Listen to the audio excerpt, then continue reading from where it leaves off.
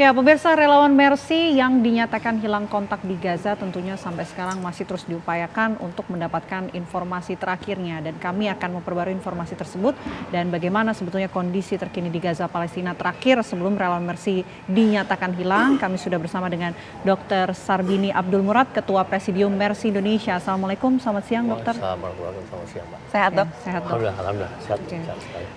Ini kami dapat informasi kalau 3 relawan Mercy dinyatakan hilang. Nah, ini awal mula dinyatakannya hilang seperti apa sih?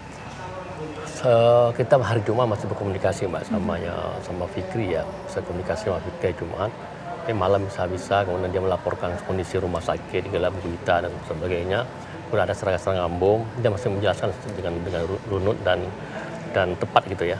Nah, pas pagi Sabtu tanggal 11 itu hilang kontak. Kita nggak bisa hubungi dia sampai dengan kemarin. Nah, sampai dengan pagi dah. Pagi belum sempat kita hubungin. Kakak jam 11 saya dapat informasi dari kantor bahwa mereka dinyatakan ada di rumah sakit setelah jaringan-jaringan kita gunakan untuk mencari dia. Dan networking kita mengatakan bahwa ketiga relawan Mercy itu ada di rumah sakit dalam keadaan sehat. Oke. Itu yang membuat kami lega kan. 3 hari kita kan tadi juga berarti untuk gimana ceritanya. Kondisinya sendiri seperti apa? Kondisi ini kan kita masih agak gelap ya, gelap. Tapi kalau kita lihat bahwa pasukan darat Israel kan sudah masuk ke tengah Gaza City ya. Jadi rumah sakit Ashifa sama rumah sakit Al-Quds itu tiga udah dikepung. Jadi kayak saya membayangkan begini, kalau yang namanya rumah sakit Indonesia kan di utara, Mbak. Di utara itu kan lebih seru pertempurannya kan. Jadi saya cari informasi apakah tentara Israel mengepung rumah sakit Indonesia juga secara dengan tank ya. Tapi saya dapat informasi bahwa tentara Israel masih berada sekitar 3 atau 4 kilo dari rumah sakit. Nah, maka saya agak sedikit lega. Oh, berarti teman-teman berserta dengan nakes, berserta dengan masyarakat itu masih aman di sekitar itu kan. Tapi kalau di Ashifa itu dikepung dan mereka nggak boleh keluar Mbak, Jadi mereka makan apa yang ada tersedia di rumah sakit. Itu terbatas. Nah, kita kan was-was juga kalau misalnya Israel melakukan hal sama di rumah sakit Indonesia. Nah, Tapi sempat menghubungi kedutaan besar Indonesia kah di sana? kita nggak pihak Kemlu sana Mbak. Tapi dari pihak Kemlu kita koordinasi sama Kemlu dan kita mau melaporkan juga pada Kemlu, menginformasikan lah pada Kemlu tentang 3 relawan Indonesia ini. Bagaimanapun juga kan Kemlu sebagai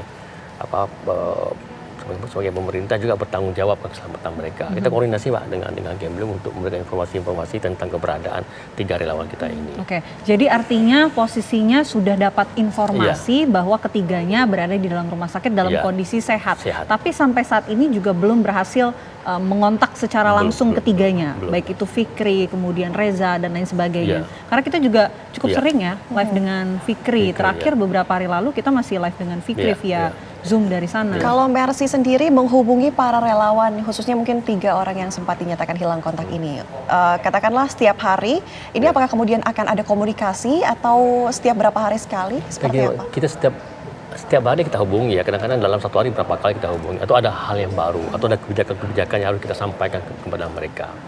Dan terus ada update informasi selama itu, karena bagaimanapun juga publik Indonesia menunggu kan perkembangan di Gaza ini, maka kita nggak menutup informasi itu. Dan memang kadang-kadang tadi itu Mbak bisa dihubungi, ada bisa enggak tetap gitu, enggak tiba-tiba 24 jam enggak seperti itu kan. Nah, tapi kita kan senang juga bahwa kita udah tahu bahwa 3 relawan kita ini masih eksis di sana. Tapi yang namanya perang ini kita kan nggak bisa prediksikan. Misalnya sekarang kita ketahui, mungkin berapa jam lagi kan bisa berubah semua kan kondisi itu. Nah, itu yang kadang-kadang kita terus memantau terus kan. Jadi juga harus kita buka opsi-opsi yang kira-kira apa yang harus kita lakukan. Andai kata misalnya Israel mengepung ketat, misalnya kemudian nakes sama masyarakat itu mengungsi, dipaksa harus meninggalkan dan sebagainya. Mereka menunggu instruksi dari kita kan. Nah, maka sebab itu kita juga mempersiapkan segala macam opsi-opsi yang harus mereka ikuti nantinya. Tapi terakhir komunikasi sendiri itu hari Jumat artinya? Hari Jumat. Itu dengan siapa?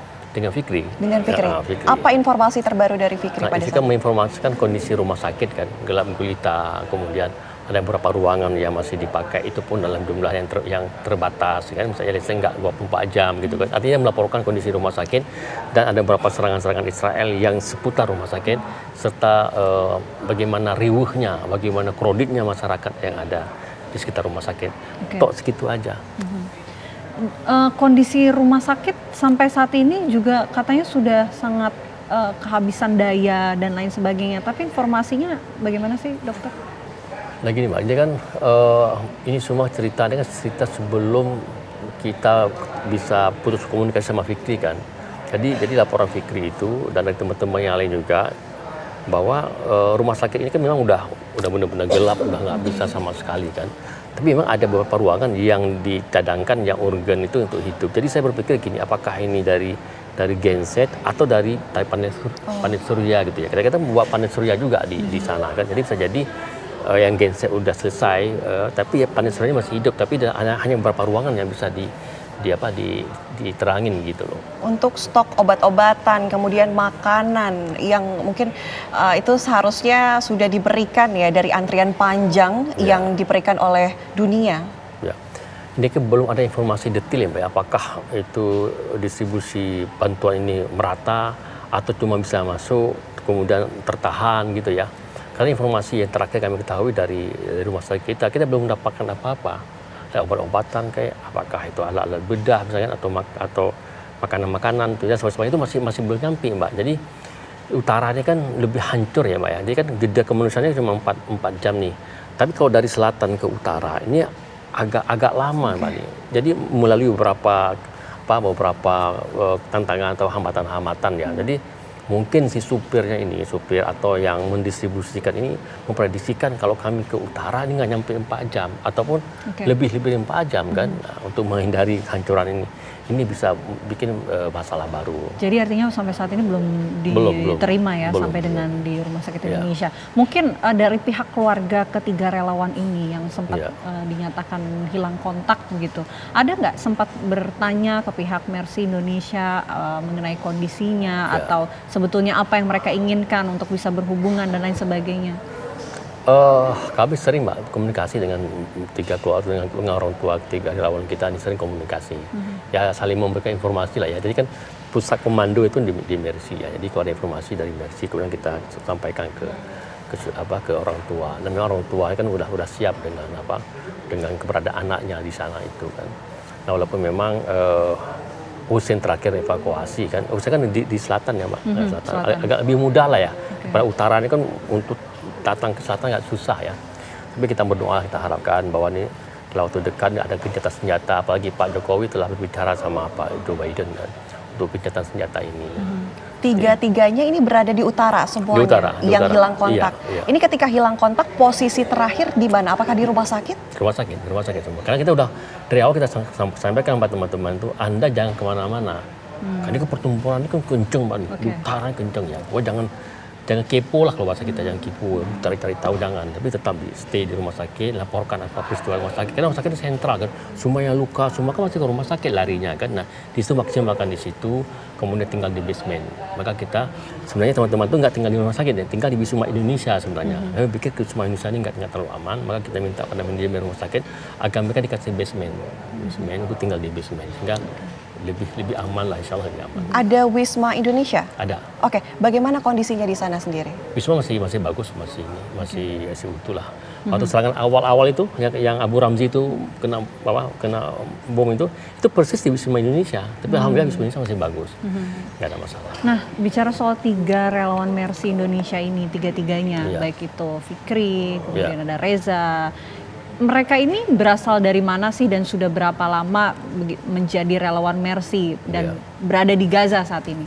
Ya lama tuh Reza Mbak, dia dari Kalimantan, itu sudah 8 tahun lama Reza itu. Nah, kalau Fikri sama Farid itu sekitar 2 atau 3 tahun ya. Itu kan dari Cilengsi kan berdua itu. Dan mereka itu memang sebenarnya mahasiswa Mbak. Kalau Reza udah selesai dia kuliah, tinggal 2 lagi kuliah kan. Nah tapi dia punya tugas-tugas sampingan namanya untuk menjalurkan bantuan, kemudian untuk mengkomunikasikan antara kita dengan Kemenkes, kemudian Kemudian kita ingin tahu apa sih kebutuhan masyarakat warga Gaza untuk sekarang ini apa gitu loh. Jadi keberadaan mereka itu adalah sebagai perpanjangan tangan kita lah. Jadi Mercy walaupun sampai hari ini belum bisa masuk ke Gaza, tapi kita sudah punya 3 relawan kan, relawan. Dan apalagi dalam 2 hari ini kita sudah menyalurkan bantuan hampir berapa ribu kotak makanan untuk nakes yang ada di rumah sakit itu. Oke, dari ketiga orang relawan ini yang memang sudah masuk begitu ya di Gaza, apakah kemudian ada kemungkinan untuk pengambil alih posisi relawan-relawan tersebut ketika konflik semakin memanas?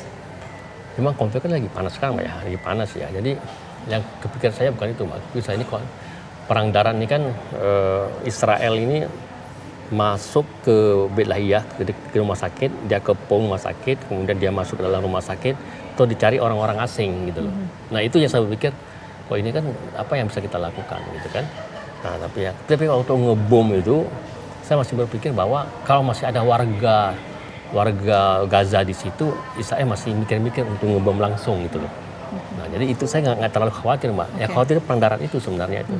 Mungkin langkah yang akan dilakukan oleh Mercy Indonesia untuk bisa mendapatkan kembali kontak bersama dengan ketiga relawan walaupun memang sudah mendapatkan informasi juga dalam kondisi sehat di dalam rumah sakit. Langkah kedepannya apa, dokter? Kita kan penyebab nggak ada, kan pertama jaring nggak ada ya. Jaringan itu bisa di jam sama Israel kan, atau memang nggak ada listriknya untuk ngecas gitu kan. Jadi kalau misalnya ini udah kembali, ada fungsi awal ya, insya Allah bisa kita berkomunikasi sama mereka gitu. Dan untuk walaupun demikian kita punya networking lain lah untuk mencari tahu, untuk menyalurkan makanan. Karena bayangkan bahwa kita udah sangat lama di Gaza di Palestina. Jadi kita punya banyak teman-teman lah untuk bisa bantu kita kalau memang itu kita mendesak. Nah contoh misalnya kalau teman-teman hilang, relawan yang hilang kontak, kita minta kontak teman-teman, tolong cari dong. Iya kita cariin. Oh dapat, tolong foto dong, foto plak. Ini dia. Berarti pasti ada gitu. Baik, Dr. Sarbini terima kasih sudah bergabung bersama kami di Apa Kabar Indonesia Siang. Tentunya kita berharap kedamaian ya tercipta. Dan lagi-lagi 3 relawan ini bisa segera kembali dihubungi lagi dan mudah-mudahan dalam kondisi sehat. Walafiat, amin. Terima kasih Dr. Sarbini. Sama-sama Mbak Vena.